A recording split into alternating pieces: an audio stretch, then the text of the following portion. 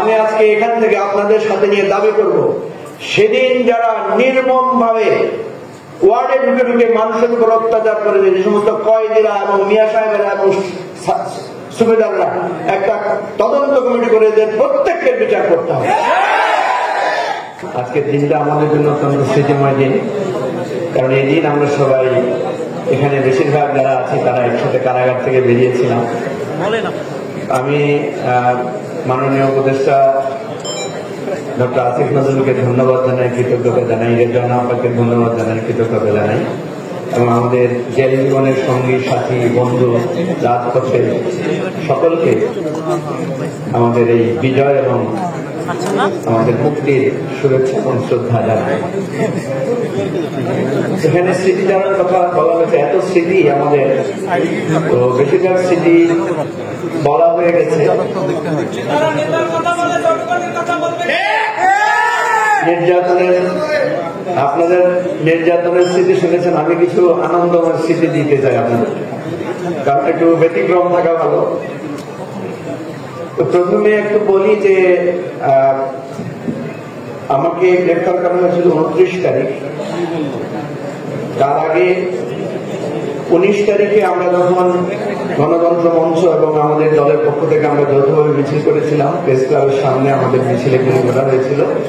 আমরা প্রায় 30-35 জন সবাই গুলিবিদ্ধ ছিলাম। গুলিবিদ্ধ অবস্থায় তার 2 দিন আগে আমার কাছে মুস্তাহিদ জাহিদ নামে এখন মাননীয় প্রধান উপদেষ্টা একজন সহকারী, বিশেষ সহকারী আছেন, সে আমাকে ফোন করে বলল যে নাহিদ ইসলামকে একটু একটা সেফ জায়গায় সরাতে হবে। আমার এক বন্ধু আছেন মেজবা ভাই নামে ব্যবসায়ী, উনি এখানে আছেন কিনা আমি জানি না, আছেন, হ্যাঁ, সেকেন্ড শিফটে। উনি সবসময় আমাদের বিপদ আপদে সাহায্য করেন। উনি একটু ধনী মানুষ, নিজের গাড়ি আছে, ঢাকায় ভালো ফ্ল্যাট আছে। তা আমি ওনাকে অনুরোধ করলাম যে আমাদের এই আন্দোলনের একজন নেতাকে আপনাকে একটু নিতে হবে। উনি সাথে সাথে গাড়ি নিয়ে নাহিদকে পিক করলেন। ওই দিন রাত্রে আমাদের একটা পরিকল্পনা ছিল যে ধানমন্ডি আওয়ামী লীগ অফিসটা 2 দিক থেকে ঘেরাও করে আমাদের একটা প্ল্যান ছিল যে ওটাকে সহজ করে বলি যে ওটাকে বার্ন করে দেওয়ার একটা প্ল্যান ছিল। যাই হোক, আমাদের 2টা গুলশানে এবং ধানমন্ডিতে 2টা অফিস ছিল বা বাসা কাম অফিস ছিল, যেখানে আমরা মাঝে মাঝে বসতাম রাজনৈতিক নেতৃবৃন্দ সহ, আন্দোলনের বন্ধুদের সহ। তো মেজবা ভাইয়ের বাসায় যখন নাহিদকে রাখা হলো, মেজবা ভাই আমাকে ফোন করলেন, আমি রাত্রে আসলাম। আসার পরে নাহিদকে বললাম যে তুমি এখানে থাকো, কিন্তু নাহিদ এসে বলল যে সে ভুলবশত তার মোবাইলটা সে এখানে এসে অফ করেছে। তা আমরা দেখলাম এটা তো খুবই বিপজ্জনক, কারণ মোবাইল যদি সে সাথেই নিয়ে আসে তাহলে তো সে ধরা পড়ে যাবে। তাকে বললাম যে ঠিক আছে তুমি থাকো, আর একটা মোবাইল আনা যায় কিনা। মেজবা ভাই প্ল্যান করলেন তাইলে তাকে শিফট করে তার বোনের বাসায় পাঠিয়ে দিলেন। এর মধ্যে আমাদের কাছে খবর আসলো যে ছাত্ররা আছে ধানমন্ডিতে। আমরা তখন দ্রুত ধানমন্ডি আওয়ামী লীগ অফিস ঘেরাওয়ের কাজে আমরা সবাই বেরিয়ে পড়লাম। অনেকক্ষণ সেখানে গোলাগুলি হলো, মারামারি হলো, প্রায় 2-2.5 ঘন্টা। প্রায় 12:30টার দিকে, তখন কার্ফিউ চলছিল, 12:30টার দিকে যখন আসলাম, মেজবাবার পাশে আসে দেখি যে নাহিদ নাই। বলল যে তার স্যান্ডেলও রয়ে গেছে, তার ব্যাগও রয়ে গেছে। আমরা তখন টেনশনে পড়লাম। বললো যে তাকে নিচে গেছে, সে নিচে যাওয়ার পর সে আর আসে নাই। খুব বিরক্ত হলাম যে সে কেন নিচে গেল। আমরা এই কারফিউর মধ্যে পুরো খুঁজলাম, দেখলাম নাহিদকে আর পাওয়া যাচ্ছে না। অনেক ফোন করলাম তার আকরাম বাকরাম সহ তারা যাদের সাথে ছিল, নাহিদ আর নাই। খুব টেনশনে পড়ে গেলাম। আমরা ভাবলাম যে নাহিদকে হয়তো ডিজিএফআই পিক করেছে। পরের দিন সকালে আমাকে নাসিরউদ্দিন পাটোয়ারি ফোন করে বললো যে না, নাহিদ আছে, তারা রাত্রে একটা মসজিদে ছিল, যেহেতু তার ফোন নিয়ে সমস্যা হয়েছে এই জন্য সে নিরাপত্তা অভাবে সে সেখানে গিয়েছে। পরদিন রাত নাসিরউদ্দিন পাটোয়ারি 2:30 বাজে, রাত 2:30টার দিকে ফোন করে আমাকে জানালো যে তার বাসা থেকে নাহিদকে নিয়ে গেছে। নাহিদকে নিয়ে যাওয়ার পর আমাদের কাছে মেসেজ আসলো যে আমাদেরকে গ্রেফতার করা হবে, এরকম একটা রেড অ্যালার্ট। আমি যেহেতু একটু আহত গুলিবিদ্ধ, একদিন এক হাসপাতালে থাকছি, কোন হাসপাতালে রীতিমতো থাকতে পারছি না, সবাই ভয় পাচ্ছিল, রাখতে চাচ্ছিল না। আমি এর ফাঁকে একদিন বাসায় আসলাম। বাসায় এসে আমি একটা লিস্ট করলাম, আমার ছেলে মেয়েদেরকে, আমার স্ত্রীকে নিয়ে বসে বললাম, আমি যদি কোনো কারণে গ্রেফতার হয়ে যাই তোমরা প্রথম কাকে ফোন করবা? তো স্বাভাবিকভাবে যে আমার বন্ধু মেজবা ভাইয়ের নাম এক নাম্বার লিখলাম, ওনাকে ফোন করবা প্রথমে। তারপরে লিখলাম আমাদের আরেক ভাই যিনি গুলশানে, যার বাসায় আমরা মিটিং করে, ওনার নাম লিখলাম। এবার আমি 5-7 জনের নাম লিখলাম। লিখে আমি বের হলাম। তখন ইন্টারনেট প্রবলেম ছিল, যেখানে ব্রডব্যান্ড আছে সেখানে তো আমরা কথা বলতে পারতাম। আমি লালমাটি একটা বাসায় গেলাম, সেখানে শুনলাম যে আমার বাসায় পুলিশ এসেছে। যাই হোক, আমি সেখান থেকে হাসপাতালে চলে গেলাম। হাসপাতালে রাত সম্ভবত 1:30 বা 2টার দিকে আমার মেয়ে ফোন করে জানালো ওখানকার হাসপাতালের বাসায় যে মেজবা আঙ্কেলকে তো পুলিশ তুলে নিয়ে গেছে। মেজবা ভাইকে খুব মারধর করেছে, ওনার বাসা ভেঙেছে, ওনার দেয়াল ভেঙে ওনাকে প্রচুর, ওনার বাচ্চাদের সামনে ওনাকে নৃশংসভাবে মেরেছে। তারপর ওখান থেকে আবার আমার বাসায় এসেছে।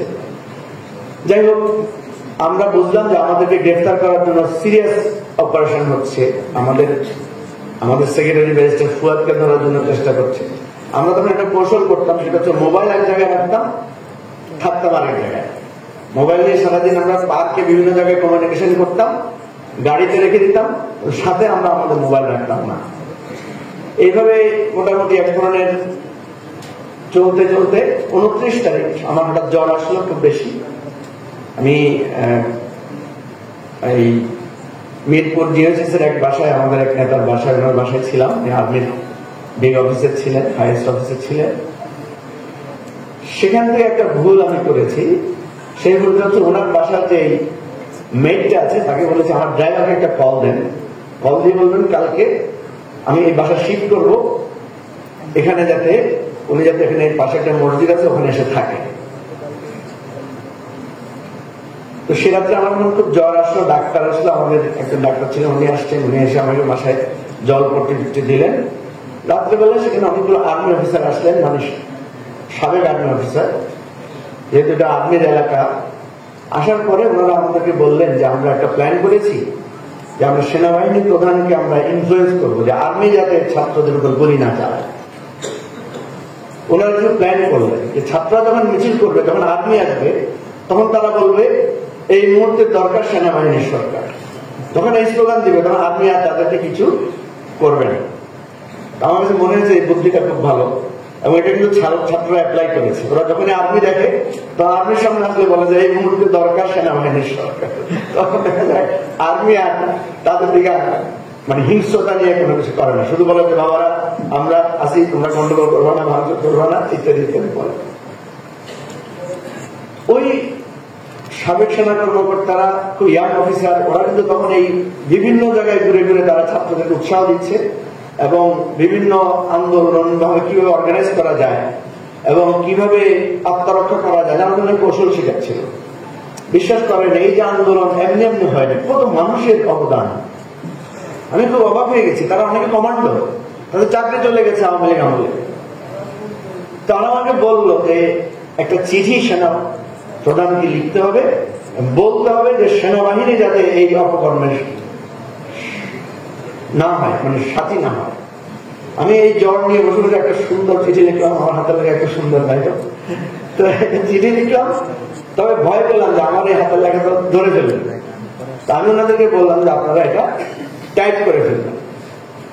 ওই যে ডাইনিং টেবিল উপর চিঠিটা রাখলাম, আমার জ্বর যেহেতু বেশি, ডাক্তার এসে আমাকে ঘুমের ওষুধ দিল, আমি ঘুমিয়ে পড়লাম।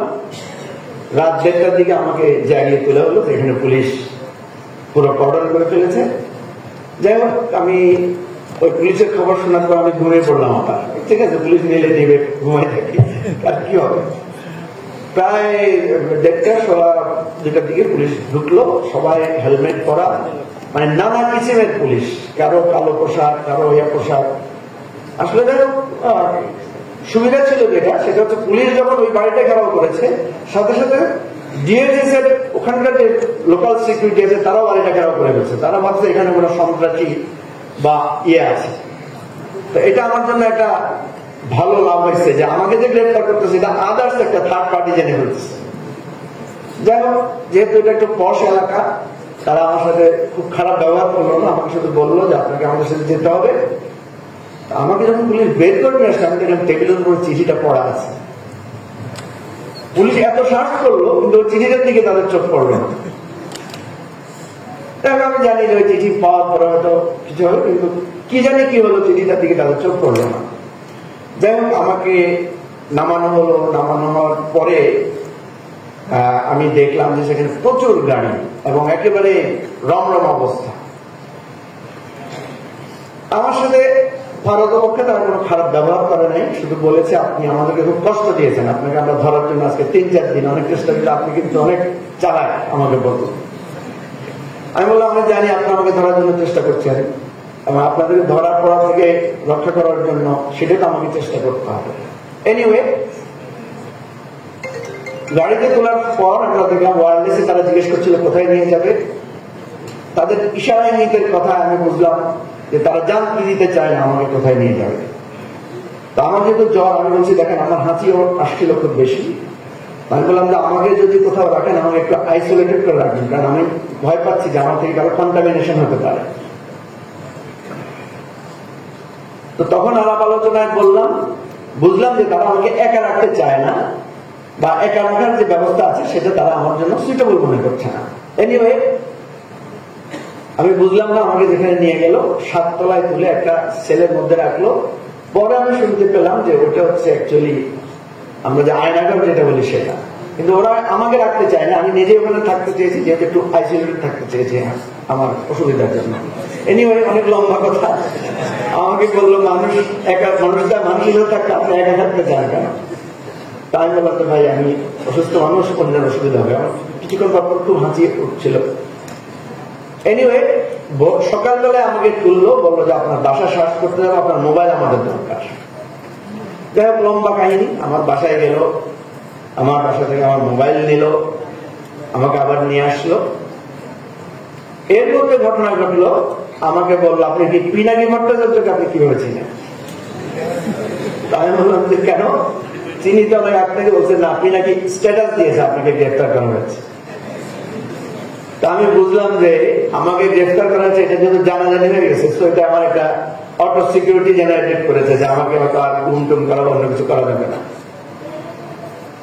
আমাকে বেসিক্যালি প্রথম থেকে রিমান্ডে বেশি জিজ্ঞাসাবাদ করেছিল নাহিদ সম্পর্কে এবং পিনাকি সম্পর্কে। তো সুবিধা যেটা হয়েছে, যেহেতু আমার মোবাইল পেয়েছে, আমি শুরু থেকে সবকিছু তাদেরকে স্পষ্ট করে বলেছি। শুধু নাহিদের প্রসঙ্গটা ছাড়া বাকি সবগুলো আমি স্পষ্ট করে বলেছি। নাহিদের প্রসঙ্গটা আমি বলতে যখন একটু দেরি করছি, তখন তারা আমার সাথে একটু দুর্ব্যবহার করেছে, খারাপ ব্যবহার করেছে। সেটা আর আপনাদেরকে আজকে না বলি। আমি যে বিষয়টা বলতে চাচ্ছিলাম, রিমান্ডে যে বিষয়টা আমি দেখেছি চোখের সামনে, এটা আমি নিজেকে সৌভাগ্যবান মনে করি।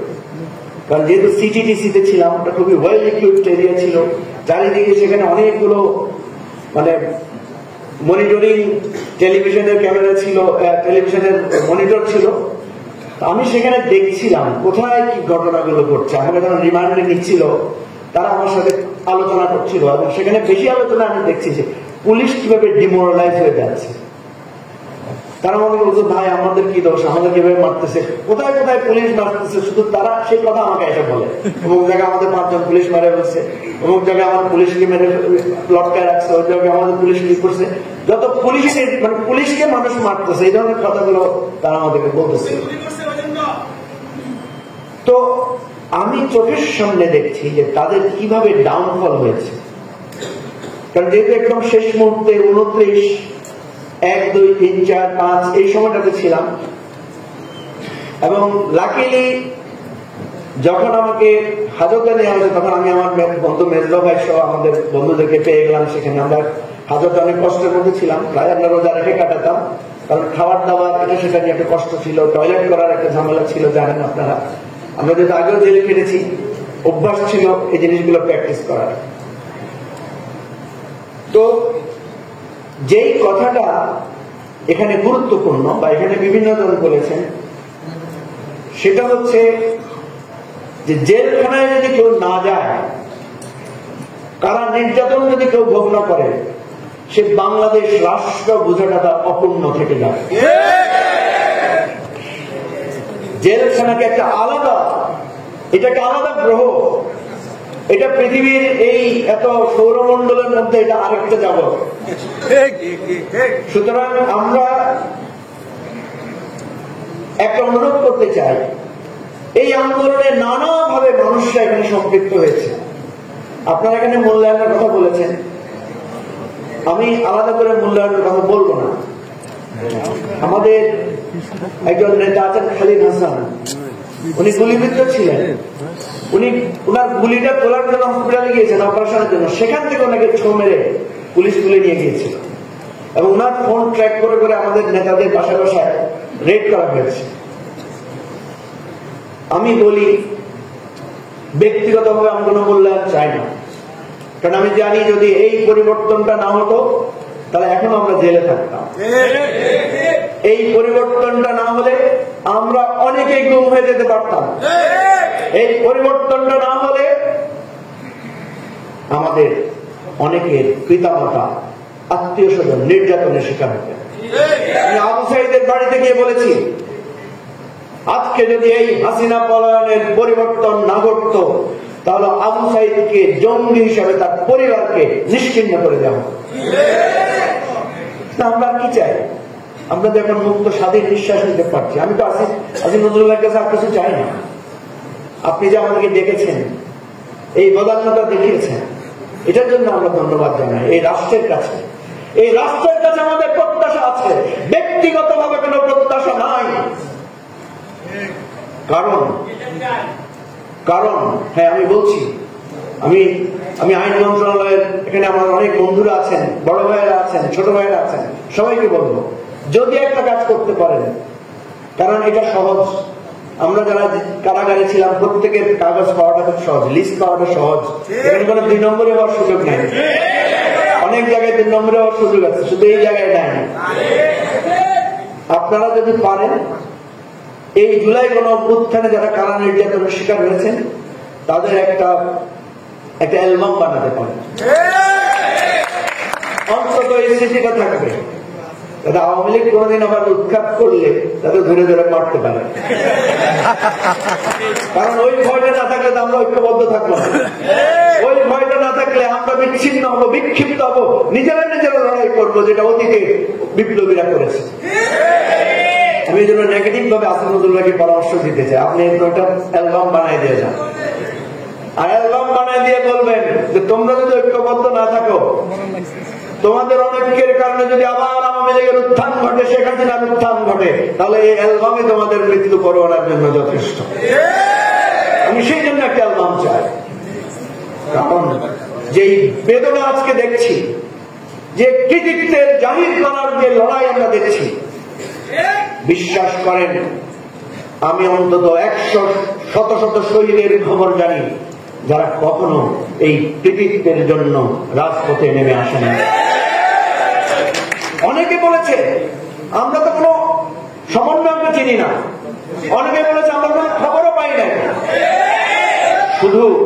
শুধু সন্তানের রক্ত দেখে, শুধু বোনের কান্না দেখে, শুধু বাপের আহাজারি দেখে, শুধু মায়ের বিরহ দেখে আমরা রাজপথে এসেছিলাম।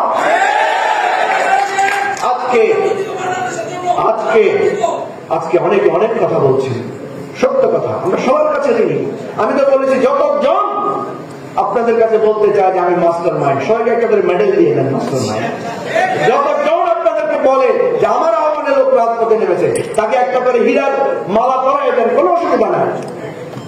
কিন্তু আমার সেই দৃশ্য দেখার সুযোগ হয়েছে, ফাইলে যখন বসায়, মাটিতে বসায়, আমি প্রতিবাদ করেছিলাম ওই কেস টেবিলে গিয়ে, আমাদেরকে চেয়ার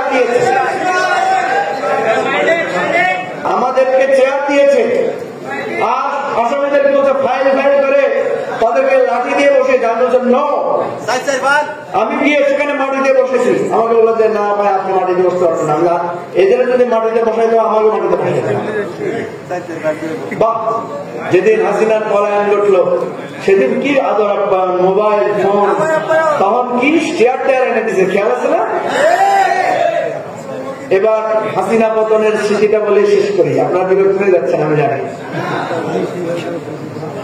5 তারিখ সোয়া 2টার দিকে আমরা যখন, আমার একটা দুর্ভাগ্য যে আমরা যখন একসাথে জেলে গেলাম, রিজভী ভাই, গোলাম পরোয়ার ভাই, আমরা সবাই রাত প্রায় 11:30টার দিকে আমরা জেলে গিয়ে পৌঁছলাম। সেটা হচ্ছে 4 তারিখ রাত্রেবেলা, আমাদের রিমান্ড শেষ, আমাদেরকে কারাগারে নেওয়া হয়েছে। তো পরোয়ার ভাই এমপি ছিলেন, উনি ডিভিশনে চলে গেলেন।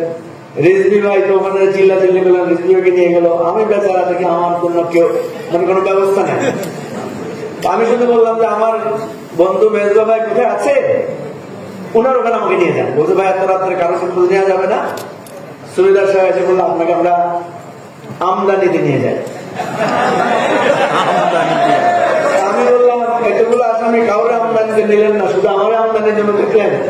বলছে না, আপনারা একটা আলাদা আমদানিতে রাখবো, ওটাতে আর কেউ নাই, খালি। যাই হোক, খুব মন খারাপ, আমাকে নিয়ে আমদানিতে রাখলো। দেখলাম ওই আমদানিটা খালি। 2টা আমদানি ছিল, ওই আমদানিটা একটু কম, ওটা 3-4 লোক আছে না। এনিওয়ে, আল্লাহ আপনার সব জানেন রহমত। তো 5 তারিখ 2টার দিকে আমি ওই খবর দিয়ে অনেকগুলো বই নিয়ে গেছিলাম, কারণ 6 মাসের প্রস্তুতি নিলাম, কি কি বই পড়বো লিস্ট করলাম অনেক কিছু। তা আমি শুয়ে শুয়ে আবুল মনসুর আহমদের বই পড়ছি। 2:30 সোয়া 2টার দিকে হঠাৎ দেখলাম বিকট শব্দ, আওয়াজ, চিৎকার, উল্লাস, পুরো জেলখানা যেন এভাবে কাঁপছে। আমি যেহেতু বিচ্ছিন্ন, আমি তো খবর পাচ্ছি না। এর মধ্যে মিয়া সাহেব সব বাসি টাসি দিয়ে পুরা জেল লক আপ করে দিল। যারা বাইরে ছিল ঢুকে ফেললো, আর তো থামেই না, জেলখানা যেন এভাবে কাঁপছে। তা আমি আমার যে ফালতু টালতু ছিল যারা সাথে থেকে জিজ্ঞেস করলাম কি হয়েছে। বলতে আগে কিছু একটা হয়েছে, বড় ছোটখাটো কিছু না, এমন বড় কিছু হয়েছে। আমি বললাম বলছে মাঝে মধ্যে এরকম হয়, খেলা টেলায় জিতলে এরকম আওয়াজ টাওয়াজ হয়। আমি যেখানে ছিলাম ওখানে টেলিভিশনও ছিল না, যেহেতু এটা আমদানিতে তো টিভি থাকে না, ওয়ার্ডে থাকে। ওয়ার্ড গুলোতে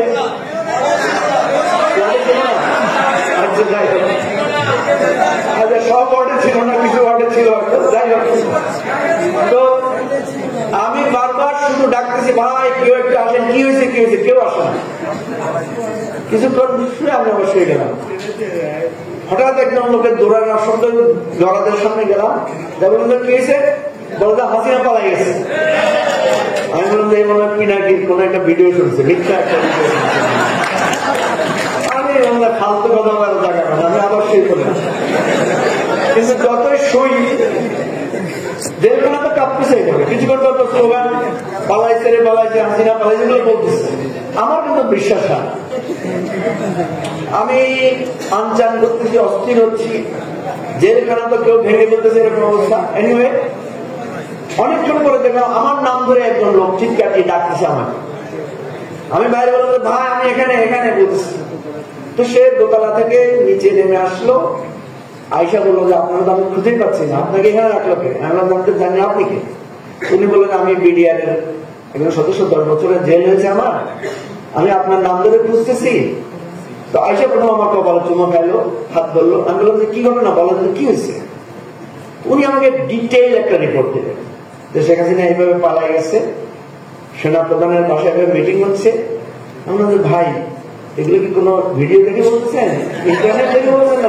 আমি টেলিভিশন দেখে আসছি। আপনার বিশ্বাস করেন আমি সাথে সাথে সেজদায় পড়ে গিয়েছিলাম।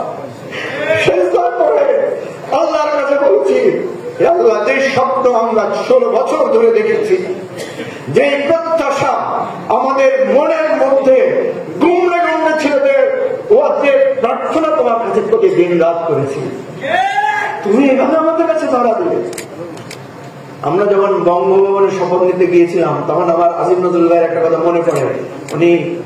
উনি মির্জা ফখরুলকে বলছিলেন, ফখরুল ভাই কল্পনা করা যায় হাসিনা নাই। আমাদেরকে বিশ্বাস করেন সেদিনের সে অনুভূতি আর কাউকে ভাষা দিয়ে প্রকাশ করা যাবে না।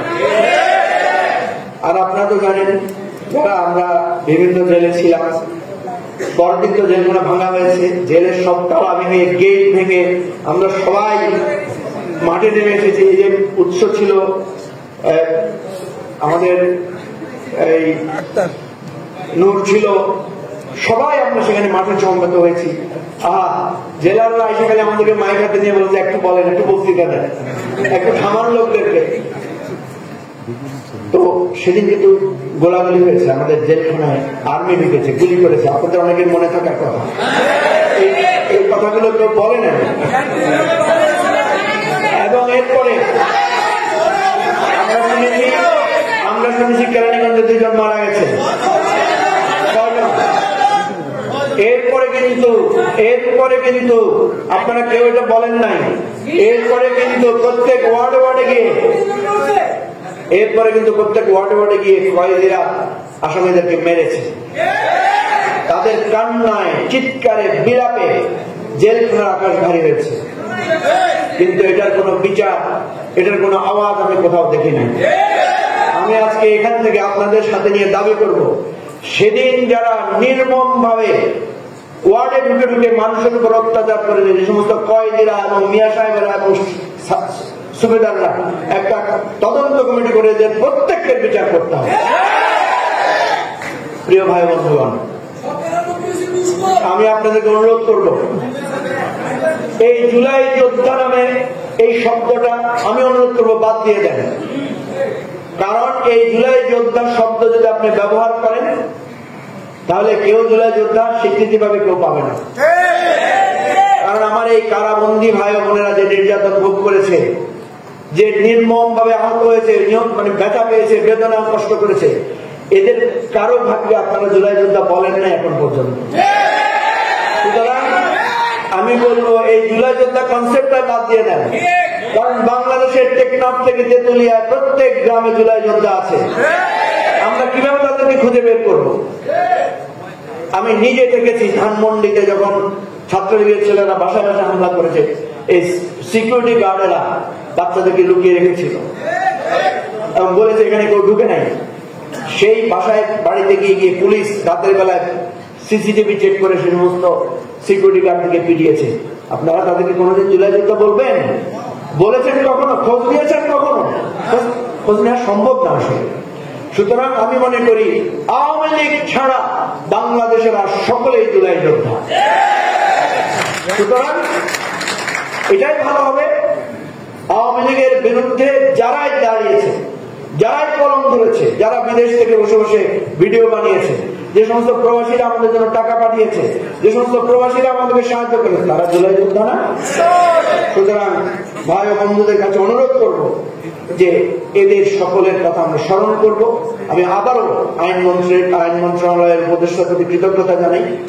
রিজওয়ানা আপাকে স্পেশালি আমরা থ্যাঙ্কস দিই, কারণ উনি সবসময় মানবতার পক্ষে, মানবিকতার পক্ষে লড়াই করেছেন। সেই আমাদের ডাক্তার জাফরুল্লাহ ভাই থেকে শুরু করে ওনারা সবসময় আমাদের জন্য সংগ্রাম করেছেন, লড়াই করেছেন। আমরা আমাদের স্বীকৃতির চাইতেও চাই যে এই জুলাইয়ের এসপিরেশন, প্রত্যাশা যাতে আপনারা কেউ ভুলে না যান, আপনারা কেউ যাতে সেটার সাথে বেইমানি না করেন। বাংলাদেশকে আমরা একটা নতুন রিপাবলিক আকারে, বাংলাদেশকে একটা নতুন বন্দোবস্ত আকারে আমরা চাই। যদি সেটা হয়, সেদিন আমার জুলাইয়ের প্রত্যাশা সফল হবে। এরপরে যদি 100 বছরের জেল হয় আমাদের, এরপরে যদি নির্যাতনের রিমান্ডে মৃত্যু হয়, আমাদের কোনো আফসোস নাই। খোদা হাফেজ। বাংলাদেশ জিন্দাবাদ। সালাম আলাইকুম।